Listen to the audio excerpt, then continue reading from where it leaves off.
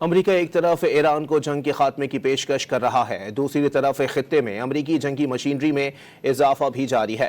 Saint کام کے مطابق مشرق وسطی میں امریکی افواج کی تعداد 50,000 سے بڑھ چکی ہے۔ اس وقت خطے میں 200 امریکی لڑاکا طیاروں اور 2 طیارہ بردار بحری جہاز موجود ہیں۔ حال ہی میں 1000 فوجیوں پر مشتمل 82واں ایئر بورن دستہ بھی بھیجا گیا ہے، جبکہ میرینز کے دستے بھی مشرق وسطی کی جانب گامزن ہیں جو 5000 اہلکاروں پر مشتمل ہیں۔ ماہرین کے مطابق خطے میں بڑھتی امریکی فوج سے اس کے قول و فعل میں تضاد واضح ہو گیا۔ امریکہ ایک طرف ایران کو جنگ کے خاتمے کی پیشکش کر رہا ہے، دوسری طرف خطے میں امریکی جنگی مشینری میں اضافہ بھی جاری ہے۔ سینٹ کام کے مطابق مشرق وسطی میں امریکی افواج کی تعداد 50,000 سے بڑھ چکی ہے۔ اس وقت خطے میں 200 امریکی لڑاکا طیاروں اور 2 طیارہ بردار بحری جہاز موجود ہیں۔